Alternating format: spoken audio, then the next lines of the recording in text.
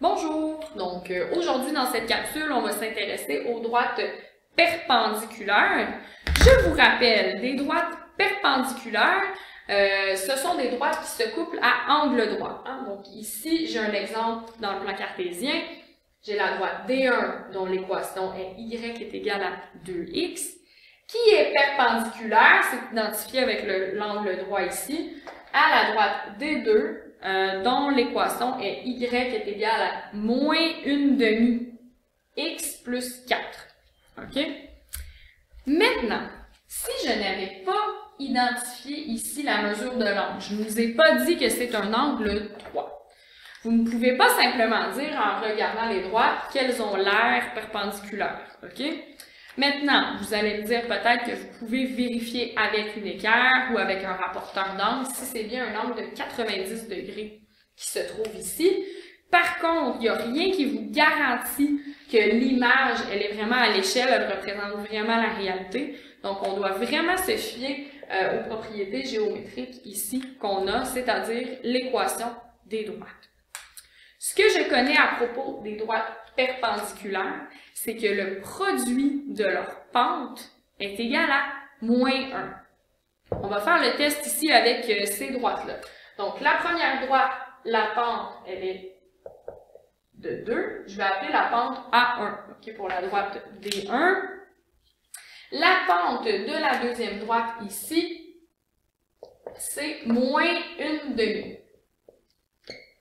Je vais donc aller calculer le produit des pentes, OK? Donc, la pente de la droite 1 multipliée par la pente de la droite 2. Ça me donne quoi? Ça me donne 2 multiplié par moins 1/2, OK? Donc, ici, là, je peux éliminer mes 2. Ça me donne moins 1. Sinon, vous pouvez l'entrer dans la calculatrice. Je sais que vous aimez bien. Et vous allez également obtenir moins 1. Maintenant, ceci est suffisant pour affirmer que ces deux droites sont perpendiculaires. OK? Donc, je vous rappelle, comme je l'ai dit dans l'autre vidéo, si jamais on vous donne l'équation de la droite sous la forme générale, vous allez devoir calculer la pente en faisant soit moins A sur B, OK? Les paramètres A et B de la forme générale cette fois-ci. Toutefois, il est aussi possible pour vous de convertir l'écriture de l'équation, d'aller l'écrire sous la forme fonctionnelle et d'ainsi facilement identifier quelle est la droite qui vous intéresse. Maintenant, je vais me tracer une nouvelle droite, donc je vais l'appeler D3 et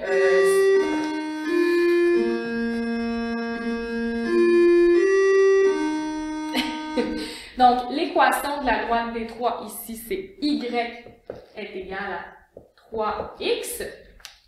Je veux trouver une droite D4 qui est perpendiculaire à D3 et qui passe par le point B. Ici, ça va être le point 3, 2.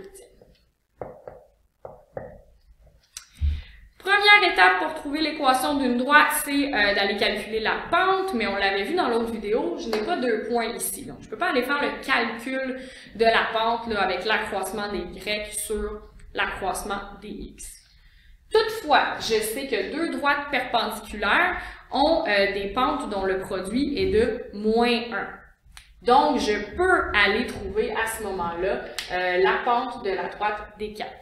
Je sais donc que A3 multiplié par A4, OK, la pente de la droite D3 et la pente de la droite D4, le produit va donner moins 1. La pente de la droite D3, je la connais, c'est 3, multiplié par la pente de la droite D4, que je ne connais pas, est égal à moins 1. Pour isoler la pente de la droite D4, je n'ai qu'à diviser par 3 des deux côtés de l'équation. J'obtiens donc que la pente de la droite D4 est de moins 1/3. Lorsque vous avez des tiers sous forme décimale, ça se développe avec un développement décimal infini. Donc, je vous rappelle que je vous demande de garder la fraction. Je dois maintenant trouver l'ordonnée à l'origine. Je fonctionne comme je fonctionne toujours et comme on a fait dans l'autre capsule. Je réécris l'équation, donc y est égal à moins 1/3, qui est ma pente, multiplié par x plus b. Je remplace y et x par les données que je connais, donc y ça va être 2, x ça va être 3 ici, plus b. J'effectue le calcul ici, le 2 moins 1/3 multiplié par 3. Ça donne quoi? Ça donne moins 1 plus b. Donc, je suis chanceuse, je me suis débarrassée des tiers ici. Et je souhaite isoler b. Donc, je vais additionner 1 de chaque côté parce que j'ai moins 1 ici, dont je veux me débarrasser. J'obtiens donc 3 qui est égal au paramètre b. Ainsi, l'équation de la droite D4 qui est perpendiculaire à la droite D3 et qui passe par le point B dont les coordonnées sont 3, 2 est de y est égal à moins 1/3 de x plus 3. Maintenant, j'ai un beau défi pour vous. Si vous relevez ce défi, vous m'envoyez soit sur le portail une photo de votre résolution, vous me la donnez en classe. Avant le prochain cours, j'insiste, donc avant le cours, vous deviez regarder cette capsule, vous aurez 2 points bonus, ok? 2% en points bonus sur l'examen du chapitre 3. Donc, je pense que c'est très intéressant, mais c'est un beau défi. Ça se trouve dans votre manuel, à la page 163, le numéro 7. OK? Donc, page 163, numéro 7. Donc, un beau défi intéressant pour vous et je pense que vous aviez tout à y gagner. Merci et bon travail!